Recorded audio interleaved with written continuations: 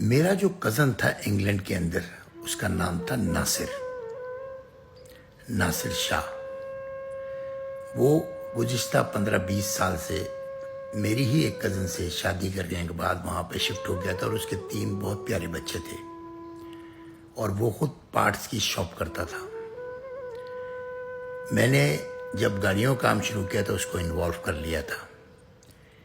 پھر میں جاپان سے جب یہ میرے ساتھ حادثہ ہوا، یہ سری لنکن ویر سنگھ میرا پیسہ لے کے بھاگ گیا، تو میں ایک بہت بڑے ہول کے اندر چلا گیا تھا، لیکن میں نے اپنے آپ کو ڈپریشن میں جانے سے روک لیا تھا، اور میں دوبارہ محنت کر کے اس قابل ہو گیا تھا کہ اب میں دوبارہ ایکسپورٹ کر سکوں۔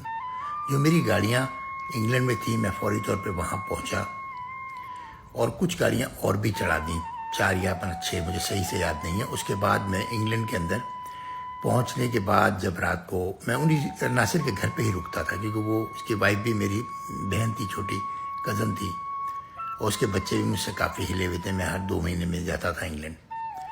پھر میں نے ناصر کو رات کو کہا، کھانے کے بعد جب ہم بیٹھے تو میں نے ناصر کو کہا کہ ناصر، ہمیں جو ہے کل یا پرسوں آئرلینڈ کے لیے جانا ہے۔ اس نے کہا آئرلینڈ؟ بھائی آئرلینڈ جا کیا کرو گے؟ وہ مجھے اپنے بڑے بھائیوں کی طرح ڈیل کرتا تھا، حالانکہ ہماری ایج ایک ہی تھی، اور پاکستان میں کیونکہ وہ میرا پھوپھیزاد بھائی تھا، تو پاکستان میں کراچی میں ہم جو ہے نا ساتھ ہی پلے بڑے تھے۔ حالانکہ وہ کشمیر میں پیدا ہوا تھا، آزاد کشمیر میں، اور وہاں سے کراچی بچپن میں ہی شفٹ ہو گیا تھا، اور وہ میری ایک اور پھوپھی تھی، ان کے یہاں رہتا تھا، اور ہمارے جو رشتہ تھا بالکل بھائیوں کی طرح تھا۔ تو بچپن کے بعد جب میں جاپان چلا گیا تھا، اسی دنوں میں یہ انگلینڈ چلا گیا تھا۔ اور تو میں نے ناصر کو کہا کہ ہمیں آئرلینڈ جانا ہے، تو اس نے کہا یار آئرلینڈ تو میں کبھی گیا نہیں ہوں، لیکن مجھے کچھ صحیح پتہ نہیں ہے۔ میں نے کہا مجھے معلوم ہے، ایسا کرو کل صبح گاڑی تیار کرو اور اس کا سارا چیک کر لو گاڑی کا، اور ہم لوگ کل آئرلینڈ نکل رہے ہیں۔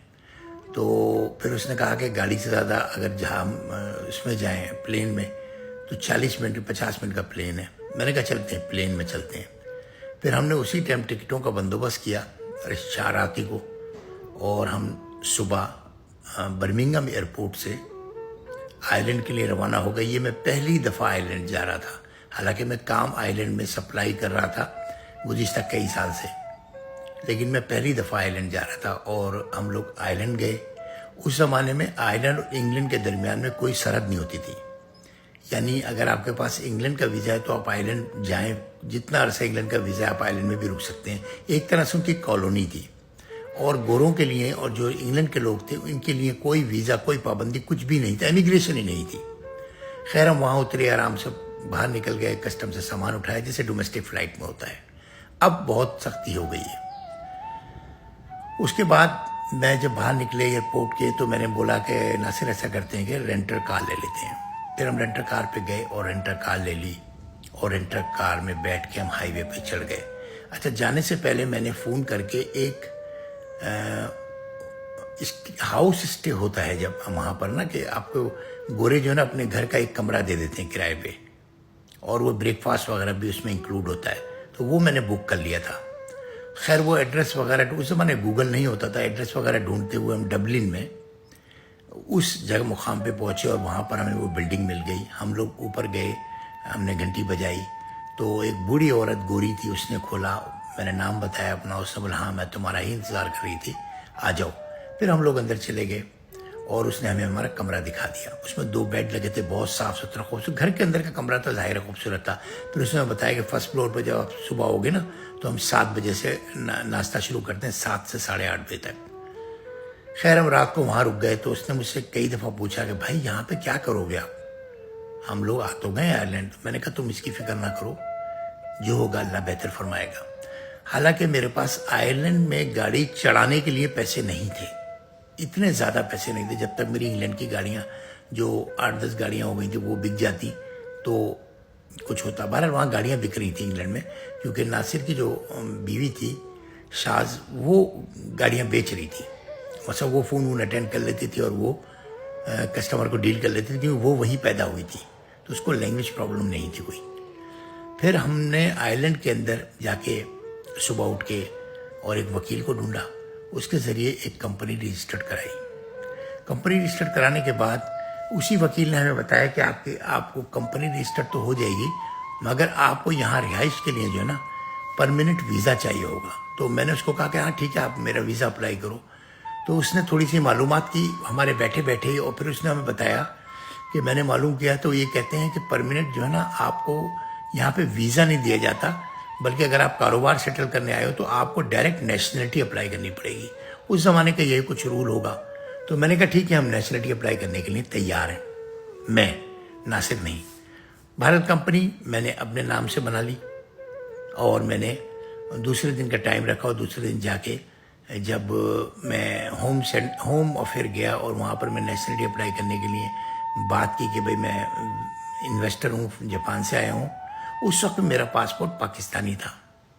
تو وہ جو امیگریشن افسر جس نے میرا انٹرویو لینا تھا نا، تو اس کا نام تھا اینڈرے. تو اینڈرے نے مجھے کمرے میں بلایا، اور کمرے میں بلا کے مجھے کہنے لگا کہ یہ آپ کی فائل ہے. میں نے کہا جی ہاں میری فائل ہے. تو اس نے مجھے کہا کہ آپ یہ جو بزنس مین کا ڈرامے بازی کر رہے ہو اس کو چھوڑو یار، سیدھی سیدھی بات کرو. آپ یہاں جاب کرنے کے لیے آئے ہو اور آپ ہمارا پاسپورٹ لینا چاہ رہے ہو. تو میں تھوڑا سا کنفیوز ہوا. میں نے کہا نہیں اینڈرے، میں جو ہوں بزنس مین ہوں، اور میں جاپان سے آیا ہوں، اور میں یہاں پہ کمپنی رجسٹر کر کے اپنا کاروبار کرنا چاہ رہا ہوں. یہ میری کمپنی کے ڈاکومنٹس ہیں جو میرے لائر نے اپلائی کرے. اچھا، جو میرا لائر تھا نا، وکیل جو تھا وہاں، وہ پرائم منسٹر کا لائر تھا، بہت بڑا لائر تھا وہ. تو اس کا نام سے وہ جانتا تھا. تو اس نے کہا ہاں آپ کے پاس لائر تو بہت بڑا ہے، مگر یہ کہ آپ آئرلینڈ میں رہنے کے لیے نا آپ کو نیشنلٹی اپروول پہلے نیچرلائزیشن کرنی پڑے گی. تو اس کے لیے آپ پیپر جو دے رہے ہو نا، میرے حساب سے سارے پیپر جعلی ہیں آپ کے. پاکستانی یہاں آتے ہیں، اور زیادہ تر یہاں پہ ڈاکٹرز آتے ہیں جن کو انگلینڈ میں جاب نہیں ملتی. تو وہ لوگ زیادہ تر ہمارے آئرلینڈ میں آ جاتے ہیں، اور آئرلینڈ میں آ کے نا یہاں پر نیشنلٹی کے چکر کے اندر وہ پڑے رہتے ہیں. ان کو جاب تو ملتی نہیں، کیونکہ ہم لوگ فورنرز کو جاب بہت کم دیتے ہیں ڈاکٹرز کے محکمے میں نا، شعبے میں. تو اس کے بعد ہم نے جو ہے وہ بہرحال اس کو سمجھایا کہ ایسا نہیں ہے، یہ نہیں ہے، وہ نہیں ہے. اس نے مجھے بہت ذلیل کیا. اس نے کہا سارے پاکستانی انڈینز یہاں منہ اٹھا کے آ جاتے ہیں، اب تو نیا ڈرامہ لے کے آ گئے ہو یار کہ میں بزنس مین ہوں. خیر میں تمہارے ڈاکومنٹس اپلائی کر دیتا ہوں، میرا کچھ نہیں جا رہا، لیکن تم اس سے کوئی امید مت رکھنا. تو میں نے کہا مجھے امید تم سے نہیں ہے، تمہارے کنٹری سے یا محکمے سے نہیں ہے، مجھے امید اپنے کاروبار سے ہے. جب تک میرا کاروبار ہے میں یہیں رہوں گا، اور جب نہیں ہوگا تو میں چھوڑ کے چلا جاؤں گا. خیر اچھا، اس کے بعد ایک رول میرے پاس اپلائی ہو گیا کہ اگر آپ ریزیڈنسی اپلائی کر دینا تو آپ پھر آئرلینڈ چھوڑ کے جا نہیں سکتے. انہوں نے کہا کہ 3-3.5 سال لگیں گے اس میں نا. 3 سال تک آپ جب تک نیشنلٹی کا پیپر یس اور نو آپ کے ہاتھ میں نہ آ جائے، جب تک آپ چھوڑ کے جا نہیں سکتے ملک کو.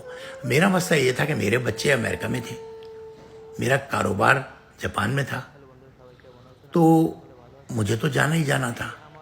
اچھا، انگلینڈ اور آئرلینڈ کے درمیان میں کوئی سرحد نہیں تھی، یعنی آئرلینڈ سے آپ انگلینڈ آرام سے جا سکتے تھے. تو اسی وقت میں نے یہ سوچا کہ میں اگر یہاں سے گاڑی کے ذریعے اسکاٹ لینڈ جاؤں، ناردرن آئرلینڈ، اور وہاں پہ اسکاٹ لینڈ کے ایئرپورٹ سے اگر فلائی کروں تو میں جو ہے لنڈن ایئرپورٹ آ سکتا ہوں، ہیتھرو، اور ہیتھرو سے میں کہیں بھی جا سکتا ہوں کیونکہ میرے پاس انگلینڈ کا 5 سال کا ملٹیپل ویزا تھا. تو اس طرح کا روٹ میں نے ذہن میں بنا لیا، اور میں نے کمپنی اپنی پوری رجسٹریشن تو کرا لی تھی. اس کے بعد میں نے جگہ ڈھونڈی، اور جگہ والے کو بولا کہ میں اگلے مہینے آ کے یہ جگہ لوں گا. چھوٹی سی جگہ جس کے اندر 30-40 گاڑی کھڑی ہو سکتی تھی ہول سیل کے لیے. پھر میں تمام ڈیلروں کے پاس اپنا کارڈ لے کے گیا کہ میں جاپان سے آیا ہوں اور میں گاڑیاں سپلائی کرنا چاہتا ہوں. تو مجھے اچھے خاصے آرڈر مل گئے وہاں سے، بہت اچھے آرڈر مل گئے. مجھے کو تقریباً 200-250 گاڑی کا آرڈر مل گیا، اور ہر ایک آدمی 50% پہلے دینے پہ تیار تھا. اس زمانے میں آئرلینڈ کا کام جاپان میں کوئی بھی نہیں کرتا تھا. میرے خیال ایک آدھ کمپنی تھی جو مجھے بعد میں پتہ چلی جو کرتی تھی، باقی کوئی بھی نہیں کرتا تھا آئرلینڈ کا کام، جانتے ہی نہیں تھے. پھر میں آئرلینڈ کے لیے خریداری کے لیے انگلینڈ ہیتھرو کے ذریعے واپس جاپان کی طرف روانہ ہو گیا. یہ میری پہلی کامیابی ہوئی اس دفعہ.